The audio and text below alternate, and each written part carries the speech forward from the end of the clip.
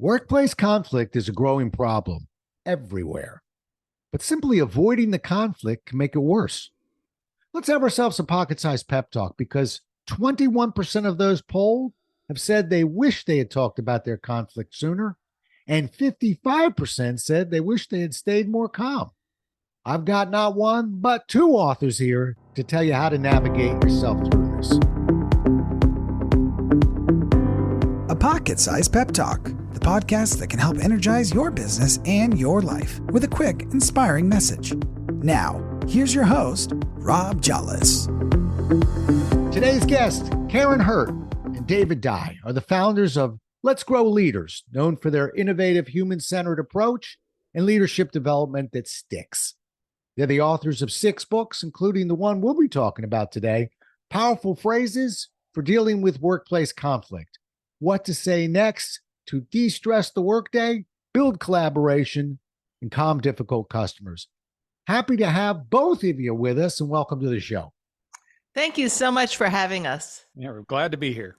Look at that. That's the way two authors work together. Watch it, folks. This is a new one for me, too.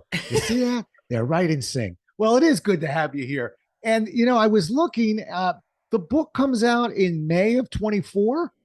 Yep.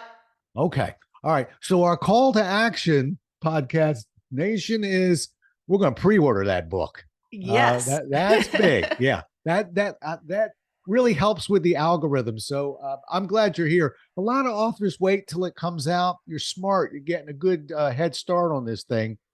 So you can suspend your disbelief. When we get to the end of this podcast, you're going to be ordering that book. But just don't get surprised when you have to wait a little bit for it. We'll give you a head start on it today. But congratulations. That's a real good grab with HarperCollins. That's a nice publisher. You did well.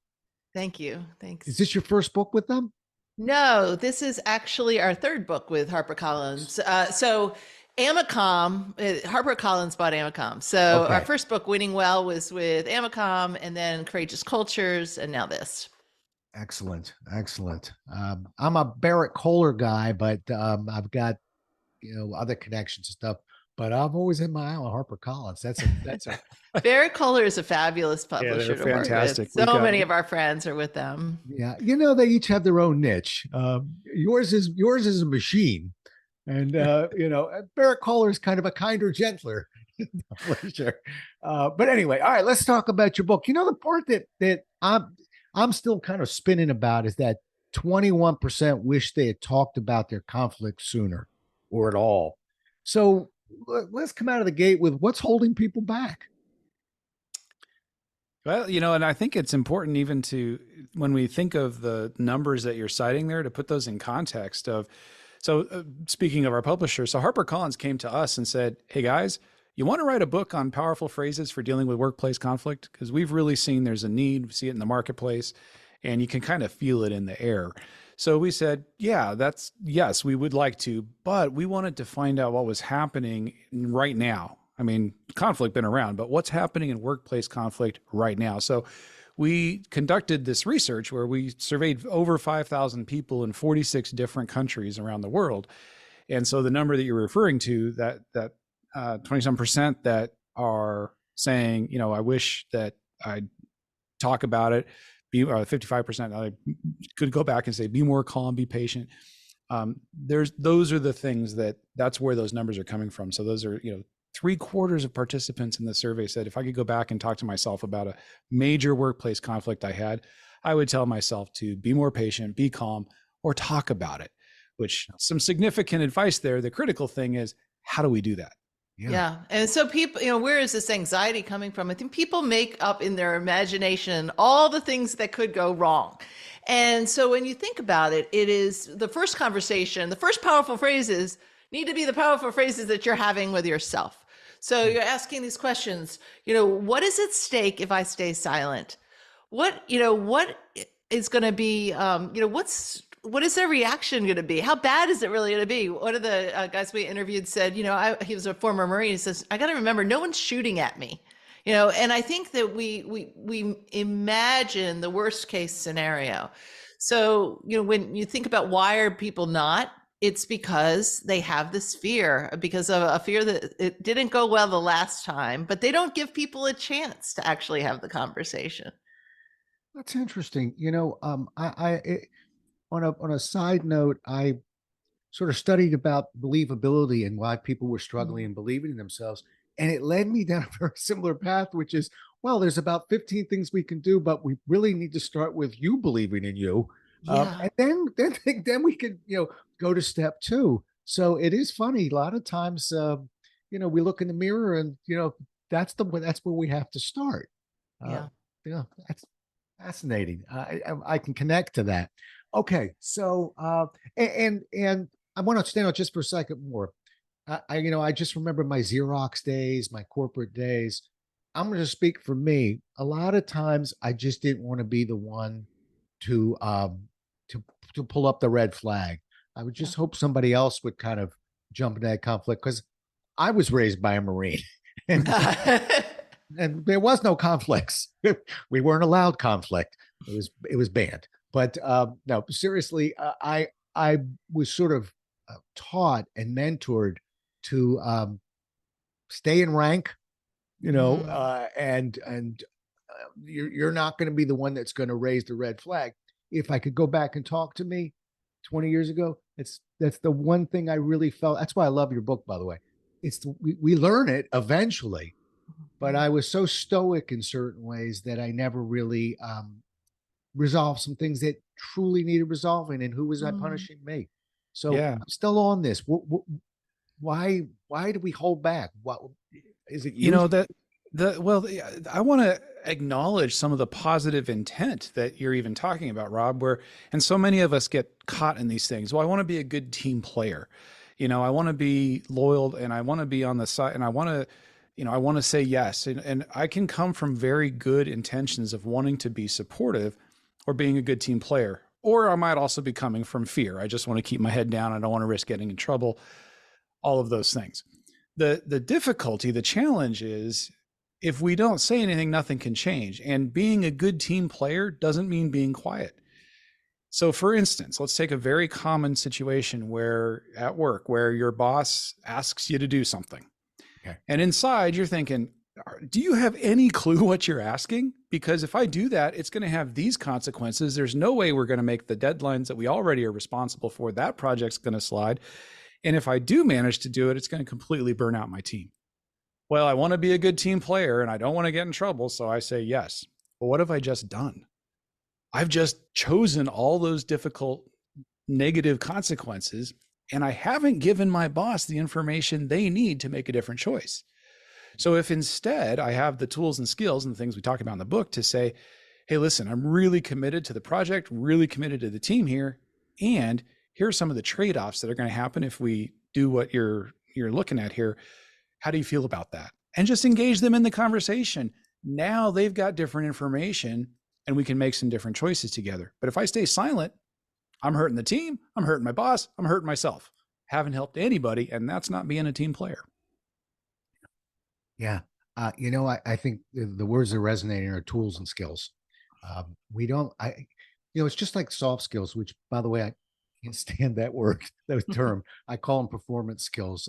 These are vital skills on how we disagree and so many different things that we are not taught in school. This is one of them. And I fear that our instinct is a little bit off on there. My instinct was, and it wasn't necessarily with a team, it was just with a manager. We had a rogue manager. Was I don't want to be that guy that marches into HR. I didn't know how to handle it.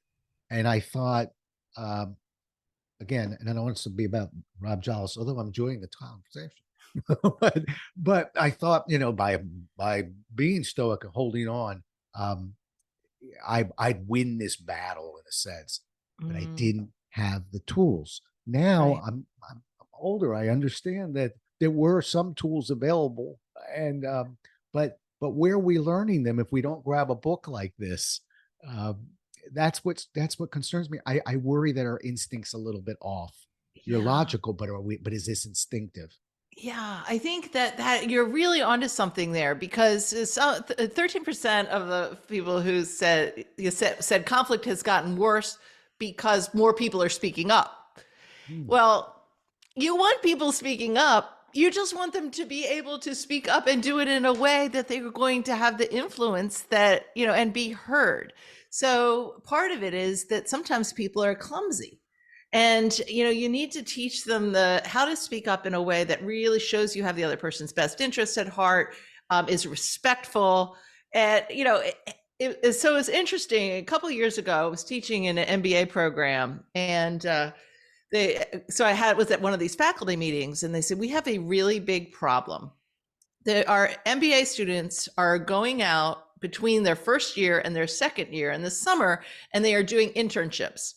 And we were getting all of this negative feedback, which is like, these kids do not get it. They do not know how to act. Right. Right. And I said, well, why is that?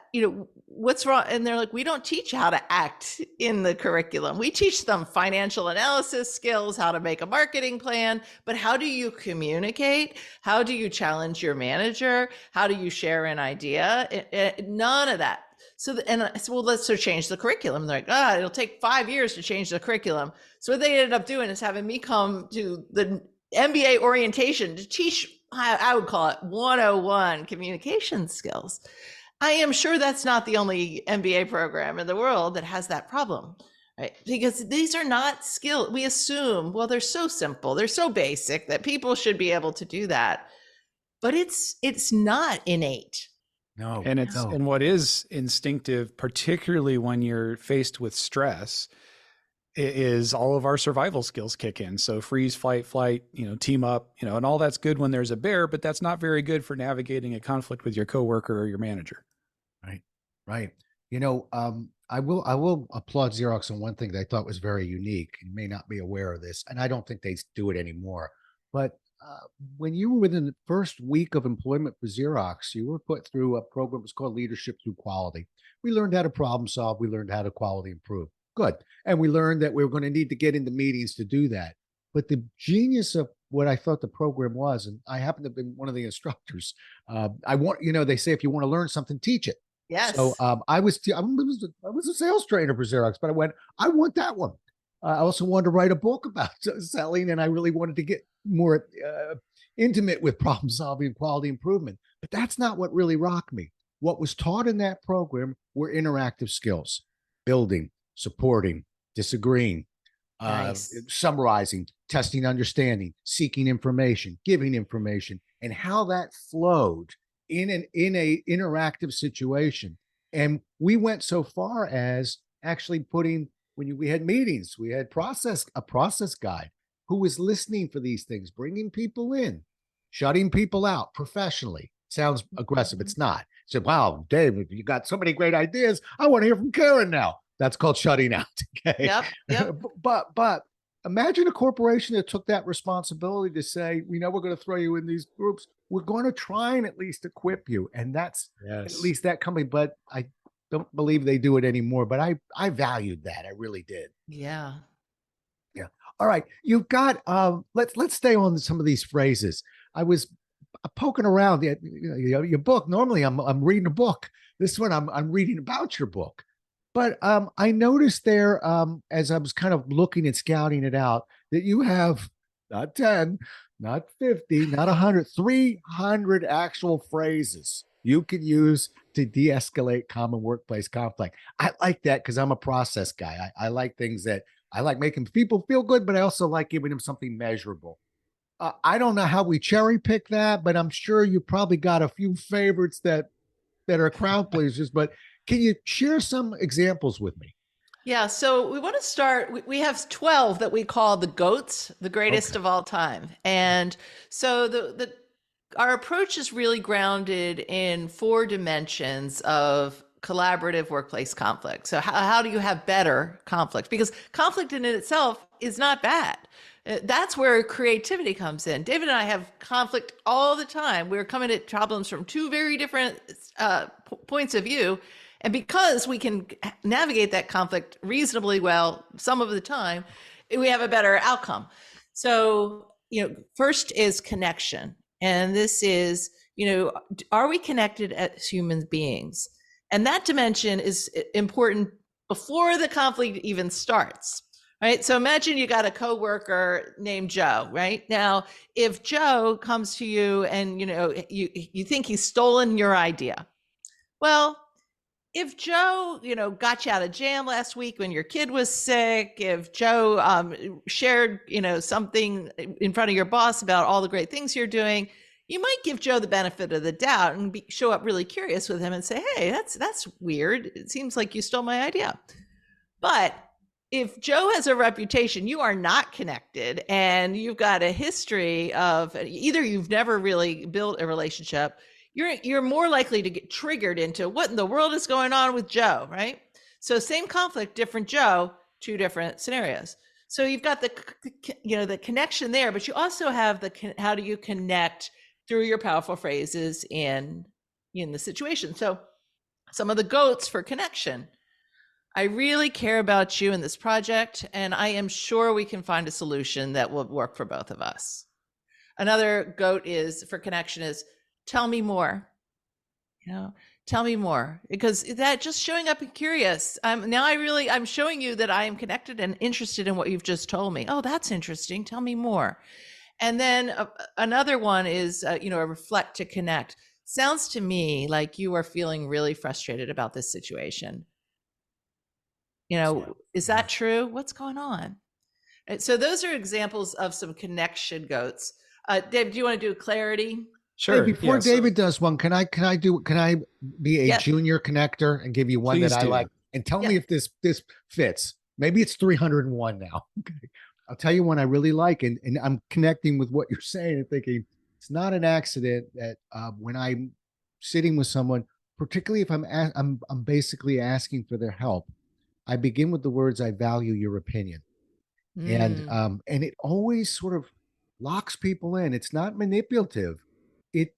It's important because I'm about to ask them, if you were me, how would you? But I start with that, and I've had a lot of success with that. Would that be an example? That's a beautiful one, because you are showing up, right? You are showing up connected and caring. Yeah. And assuming you really do value their opinion, sincere.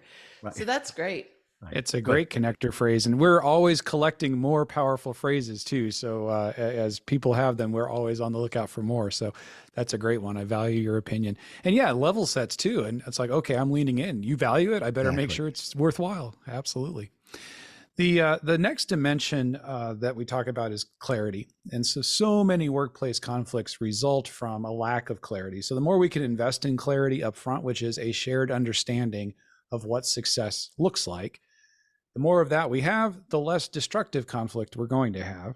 And then when we are in the middle of conflict, we can start working on clarity with phrases like one of the GOATs, one of my favorites of all of the GOATs is, what would a successful outcome do for you? It's not just what do you want here? It's what is it that you want? What will that do for you? And so when we can get that level of clarity, now we're in a position to start solving both for what we need, the outcomes we need, but also for what they need. And so to get all of those outcomes and what success will look like and do for us, now we have a shared understanding. We can actually have a chance at a real solution. Let's start with what we can agree on, finding the common ground, some clarity. And then another one that we call the check for understanding is, what I'm hearing you say is this: do I have that right? And it is so interesting to us. I mean, even Karen and I in our relationship, we teach thousands and thousands of leaders this principle of checking for understanding all over the world every year. And in our own relationship, the number of times we realize, oh, the headache, heartache, or frustration that happened in some situation because we didn't check for understanding, and our brains interpret the same words differently. It's amazing. So just that, hey, here's what I'm hearing. Do I have that right? Phenomenal application, easy to do, but the payoff is tremendous. So those are some clarity, powerful phrases. Right. Do you ever consult or work with negotiators? Oh, I've stumped them both, but they're both looking. Well, I'm thinking of my podcast and some of the folks that I have interviewed. I have interviewed negotiators, but apart from that, I don't know that we've Some consulted. lawyers, but not real negotiators. But yeah. I'll tell you why I say it, because a very powerful negotiation skill is to test understanding, to summarize. When you see some of the data that comes in about what's considered a successful negotiator, and I won't go through the criteria of how that's defined, but let's say we got a pile of people that are perceived as successful negotiators, they will triple the number of testing, understanding, summarizing. So that phrase you just used, they use that quite often, and it's just very powerful. Whereas average negotiators tend to stay away from that. That's why I was asking. That's really good to know. So we've got the connection goats, we got the clarity goats. Now we got the curiosity goats. Okay. And so this is showing up genuinely interested in the other person's perspective, which can be tricky when you really think you're right, or if you're steaming mad. So, to really, am I interested in their perspective and other ways of getting there? And so then you could say, I'm curious, what does this look like from your perspective? Like that's a good what do you suggest we do next? So you're looking for possibilities in these curiosity goats. What can I do to support you right now? Right. So you can see that, these are curious, but it's also connecting too, because, right. And then we've got the commitment goats. And then these are the ones, and this is, I think, one of the things that people tend to miss in conflict. And David, I'll let you do the phrases, but for commitment, we see often people will be in a conflict and they're like, okay, so we're just going to have to make sure we really are actively listening to each other, right? That's what's going to happen, which is a very general, right? It's an intent. It's not an actual commitment. Right. Yeah. So what we encourage people to do is to have a phrase that's going to actually talk about what is actually going to happen next here. So what we mean by commitment is a shared agreement, and there's some practical, definable, observable things. So what's one action we can both agree to take as a next step? We have a defined action. And then to recap, we've agreed that we're going to do this. Is that your understanding? So again, going back to, as you were saying, the negotiators, like we're checking and making sure for that shared understanding. And then one of our very favorites here, we call this scheduling the finish, but it's scheduling a time on both of our calendars where we're going to follow up on the agreement we've just made. Say, let's schedule time to talk about this again and see how it's working, see how our solution is working. And that does two things for us when it comes to productive conflict and collaboration. One, it increases the likelihood we're going to keep our commitment that we just made, because we know we're going to be sitting down and looking at each other going, hey, did you do the thing? Yeah, I did the thing. Did you? And then the other opportunity it gives us is to handle the inevitable exceptions that come along.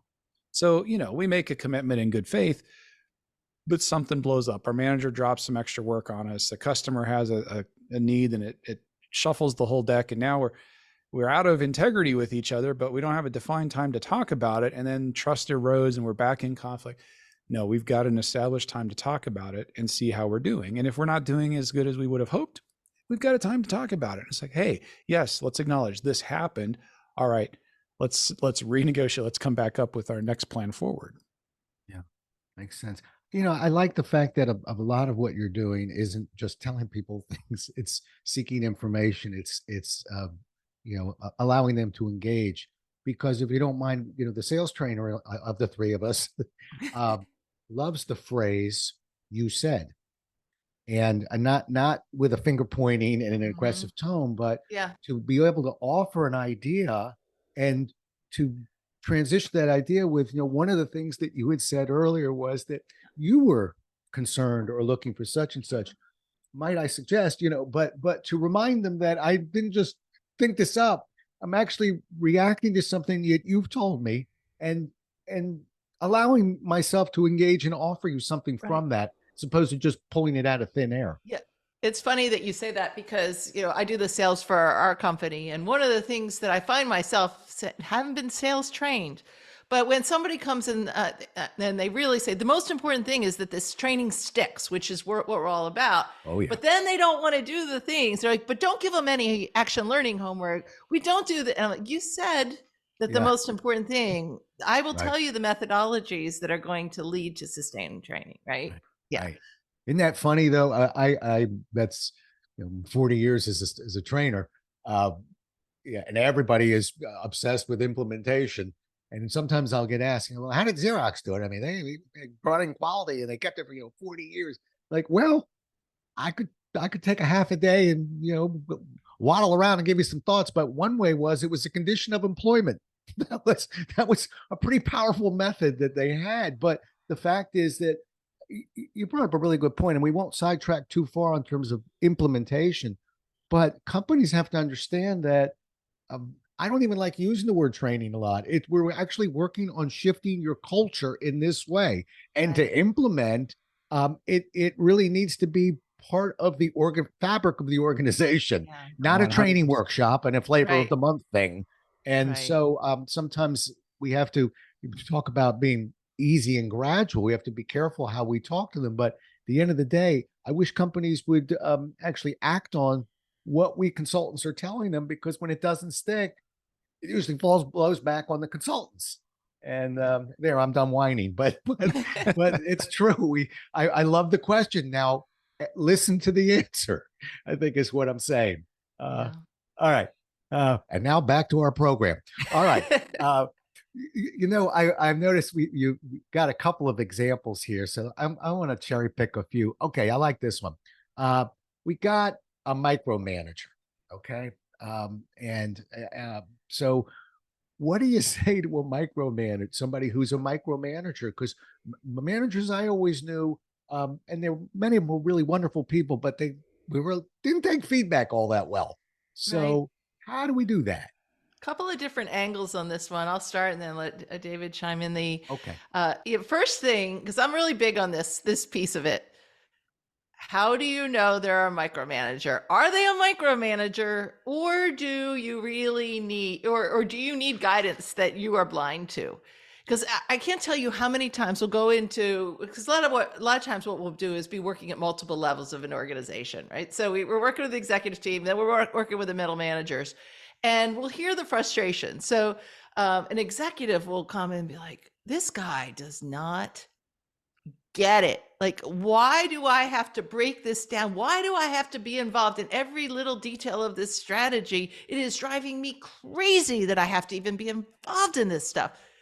And then we'll talk to that guy and he'll say, oh my gosh, that senior leader is the biggest micromanager. Why doesn't he get out of my business? Right?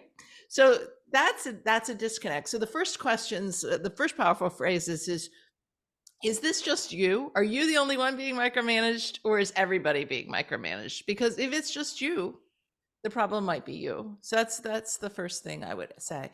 And then from there, let's assume, all right, the person really is a micromanager. All right, so what do you say? Then I think it's getting into what is their frustration? Why is this person doing this? And then, so I'm curious, I've noticed that you have asked me for this data breakdown multiple times. I noticed that you are getting involved in every email you're CC'd on. I'm curious, what does success look like for you in this? Like, what do you need to know? How can I keep you better informed? Because I don't want this anxiety for you. I want you to be able to back away. So, and then you could offer suggestions. What would happen if, we met every Friday and I give you an update on this, and so that you're proactively taking control. You're showing up curious. You're creating a connection. I care about you. I want to be a very good team member for you. And the impact that when you are getting involved in all these details, this is the impact. It's slowing me down, and share your perspective. Deb, do you want to share some? I think you touched on every one. Okay. I'm going to pay you a compliment, and it's a little off your book, but what I loved about your answer, just so you know, is you caught me unaware. I wasn't expecting it. is that you actually, in a sense, problem solved just a piece. So many people jump into a problem, but they don't really haven't proven that the problem exists yet. So they want to Mhm. solve a problem because somebody told them, but they never really took the time to say, well, wait a minute, it's a small move, but it could save us a lot of time.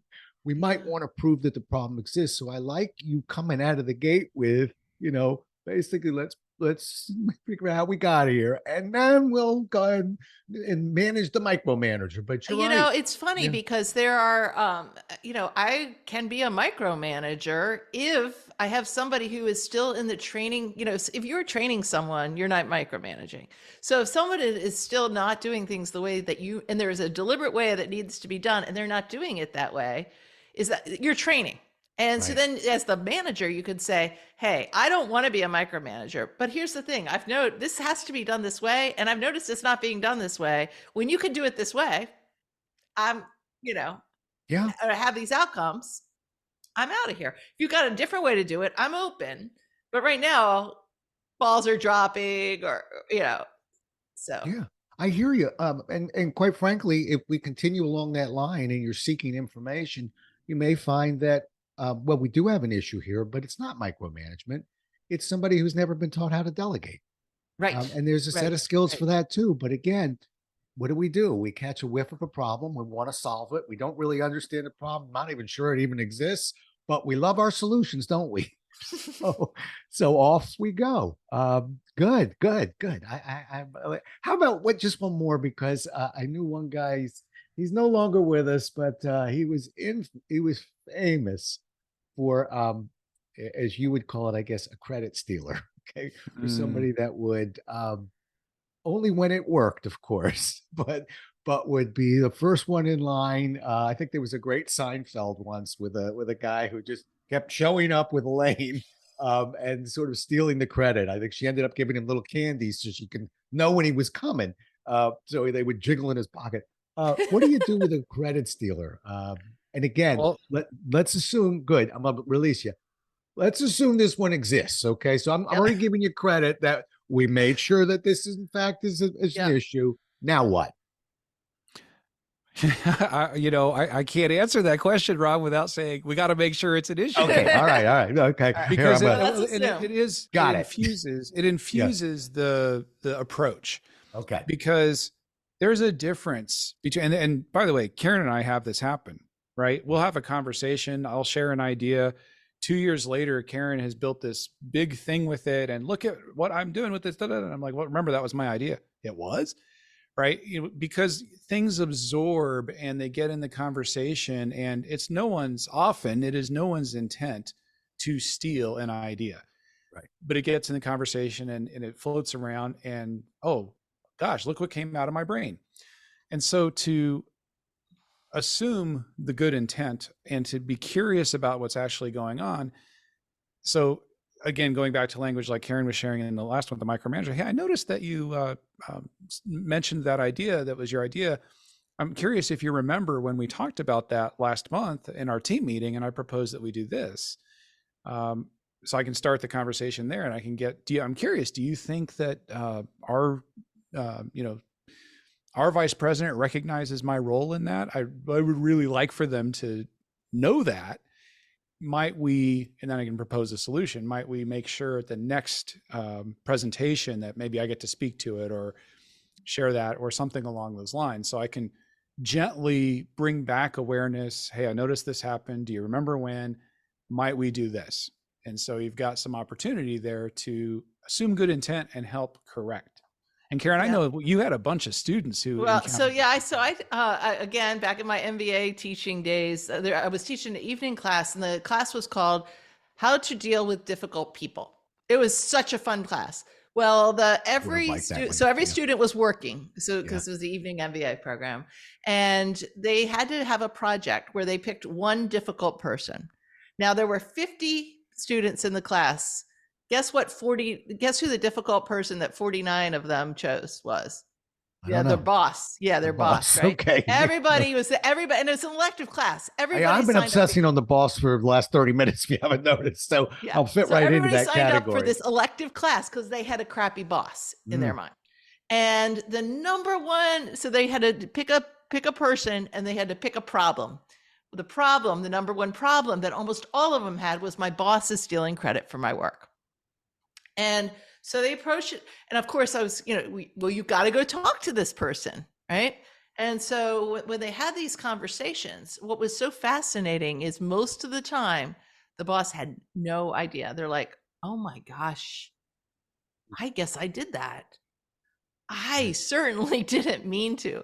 I was just moving so fast, or I was given the microphone, or, I thought it was my job to present the thing in the meeting. I will fix it. And so part of it is if you can go in and say, I am sure that you did not mean to do that. Even if you know that they did mean to, I'm sure that here's the thing. My career is very important to me. And I want to make sure that I can, be seen and that people are being seen for my ideas, that people understand my contribution. And then you ask for their help.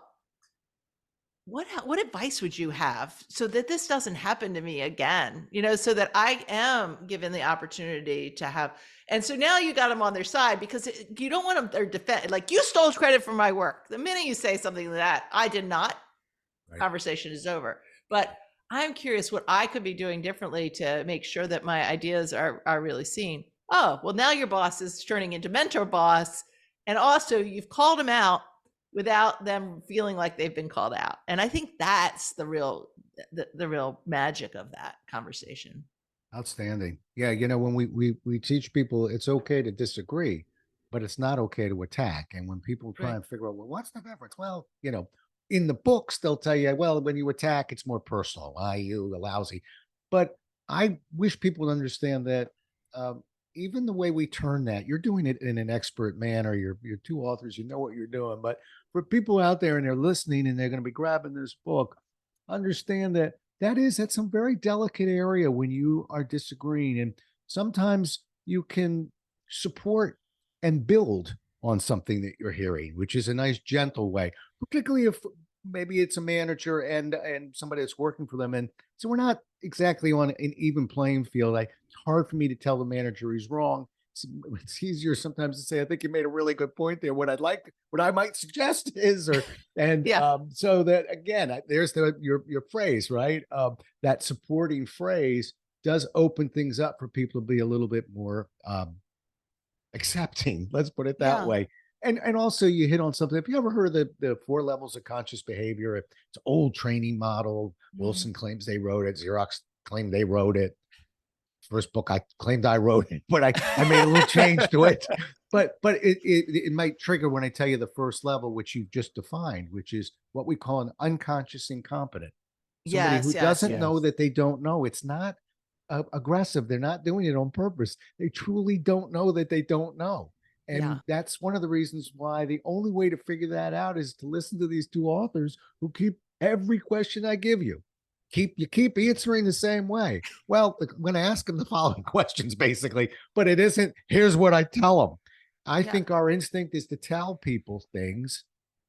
I wish people would understand that you're in much more powerful position by doing what you're teaching us, which is to ask the questions. What I like about your book, and I hope people will absolutely get online and pre-order this book, is that not only now that we got that covered, we've got tons of powerful phrases so that we don't have to invent these questions. I learned the question that my junior one question I threw out there, that took me like 8 years, but I got it down. Don't worry about it. You're shortening the learning curve here for the rest of us, because the way we phrase these questions, we're not asking for ice cream, okay? The way we phrase them are going to be important. So I really appreciate what you're bringing to the table here. It's not getting past me. I'm so glad that you constantly lead with questions. I wish more people would do that. I really do. Thank you so much. And if the question feels like, that's one of the goats I love is, when I say I'm curious how this looks from your perspective, I'm not necessarily asking a question that feels like, but it's I'm curious. Whoa, what does this look like from your perspective? It just opens the door and can save us so much heartache and headache and damage when we assume all that and go in with our solution. And then I think also like the other one, what would a successful outcome look like for you? That can save you a lot of time because, maybe what they need is a successful outcome isn't going to take you 25 hours of work. It may be that they just need, you to say, is this trending up or trending down? Or, I think that's the other thing is just these phrases shortcut conversations and get to the root cause of what you really need to talk about faster. Yeah. It's almost transitions you. I hear Yeah. what you're saying. That isn't that the key to most presentations and most lengthier conversations, basically how we transition to the points that we're really trying to get at. And that's where we can get clumsy or we can be very smooth.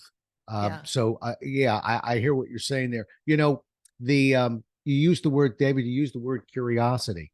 And I've actually heard that a few times in the conversation. The tough part for you all, and I want you to keep an eye on this, is that the words have to match the tune. So I can be curious, but I have to sound curious, not smug, not like I've got this, like I'm ready to ask you this one now. Right.